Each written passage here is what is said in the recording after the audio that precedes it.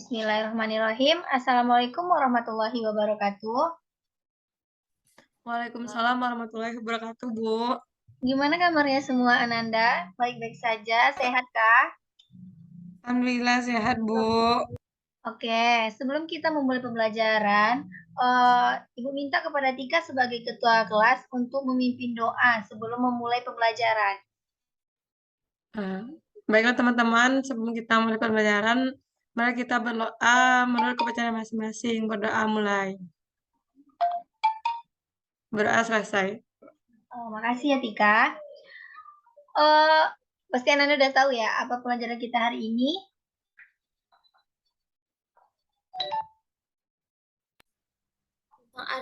Archaebacteria sama Eubacteria, Bu. Ya, kalau udah ada di PPT ya. Sebelum masuk ke sana, Ibu mau tanya. Ananda tahu yogurt nggak? Udah pernah makan yogurt? Sudah, Bu. Yogurt tuh rasanya apa tuh? Manis, agak sedikit asam-asam gitu, Bu. Asin ya? Kan yogurt dari itu ya, dari susu. Kenapa asin rasanya? Kira-kira kenapa? Karena difermentasi dan juga ada bantuan bakteri, Bu. Iya, betul. Proses apa yang terjadi di susu sehingga menjadi asin? Proses fermentasi, Bu. Iya, betul. Selain yogurt, ada juga kayak Yakult. Itu merupakan hasil fermentasi dari bakteri yang asalnya itu dari susu. Sebelumnya, Ananda tahu nggak apa Archaebacteria dan Eubacteria nih?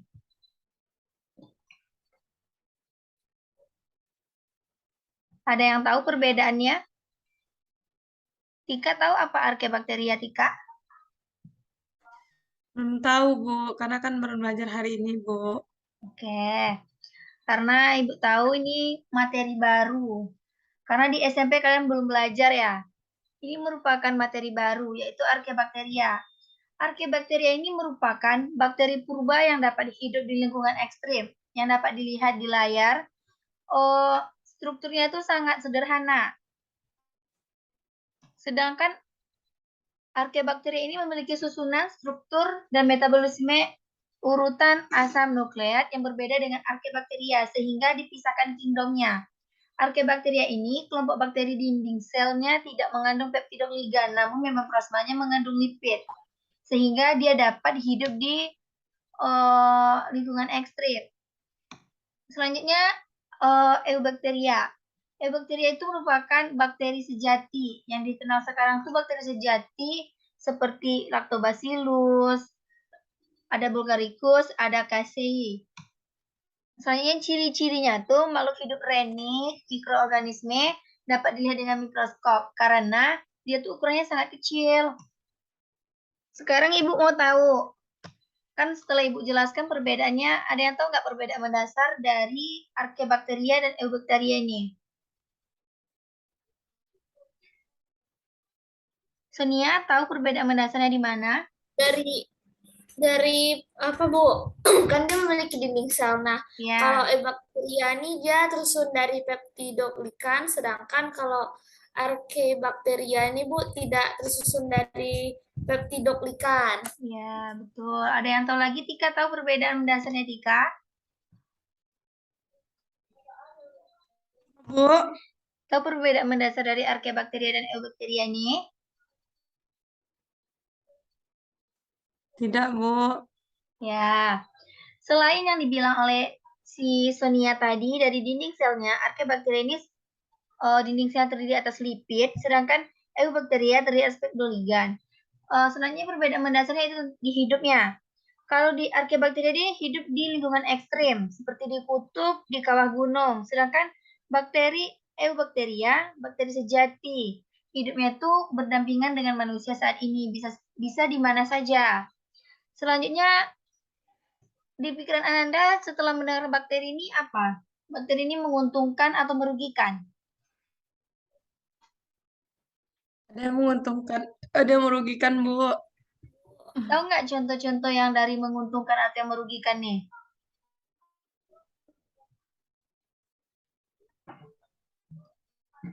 Nah, Ibu kasih contoh satu ya. Kalau bakteri Salmonella typhi ini yang menguntungkan atau merugikan? Merugikan, Bu. Kenapa merugikan? Karena menyebabkan suatu penyakit, Bu. Ya, ada yang tahu penyakitnya apa yang diakibatkan oleh Salmonella typhi ini? Penyakit tipes, Bu. Ya, Demam betul. Ya, kita langsung masuk saja. Peran yang menguntungkannya itu ada di Yakult, seperti yang telah Ibu sebutkan tadi, yaitu Lactobacillus casei, dan pembuatan yogurt itu ada Lactobacillus bulgaricus.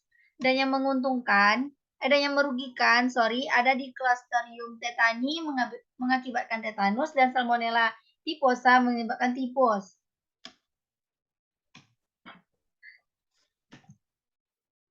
Baik, karena materi kita cukup berat, Ibu hanya membatasi pembelajaran kita tuh mengenai apa itu Archaebacteria dan Eubacteria, perbedaan mendasarnya, dan peran yang menguntungkan dan merugikan.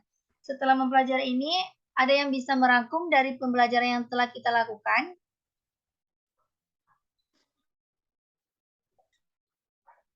Atika bisa merangkum materi yang telah kita pelajari hari ini?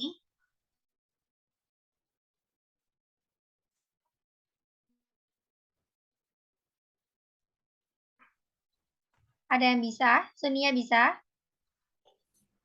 Oke, Bu.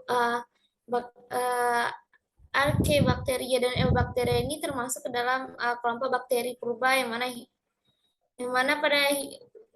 hidup di lingkungan ekstrim dan juga di hidup tertentu. Nah, pada Archaebacteria ini dia tuh memiliki susunan struktur metabolisis dan urutan asam lempet yang berbeda dengan Eubacteria, di mana dia tuh bakteri dinding selnya tidak mengandung peptidoglycan. Terus untuk persamaan dari Archaebacteria dan Eubacteria ini kita dapatkan yaitu pada jumlah selnya itu mereka berdua sama-sama unicellular. Dan juga pada perbedaan cara hidup Eubacteria Archaebacteria ada yang heterotrof dan autotrof, sedangkan Archaebacteria ini heterotrof. Terus bakteri ini ada merugikan dan menguntungkan. Kalau merugikan seperti Salmonella typhi ini dia mengakibatkan tipes, dan kalau yang menguntungkan ini dia seperti dalam yogurt. Bu. Terima kasih, Bu. Iya, sama-sama. Masih ada lagi yang bisa merangkum materi kita pada hari ini? Oke.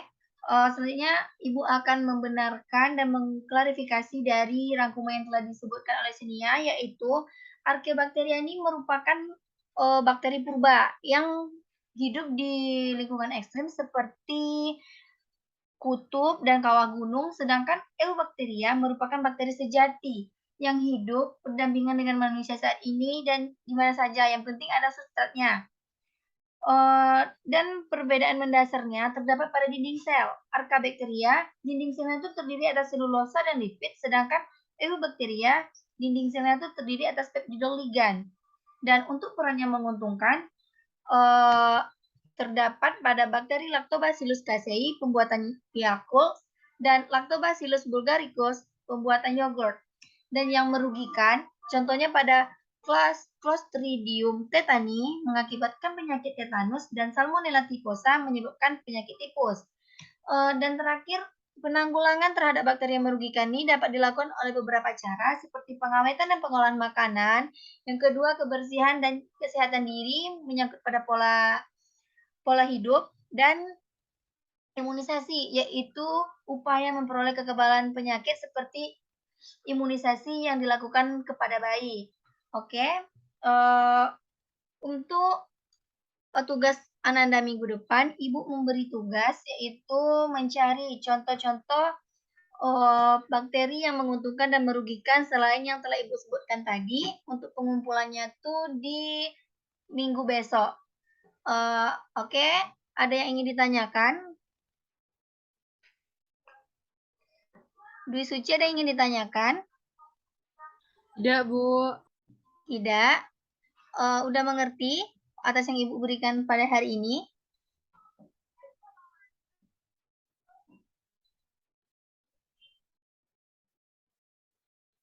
Sepertinya sudah ya. Oke, Sudah, Bu.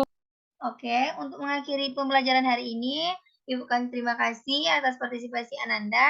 Assalamualaikum warahmatullahi wabarakatuh.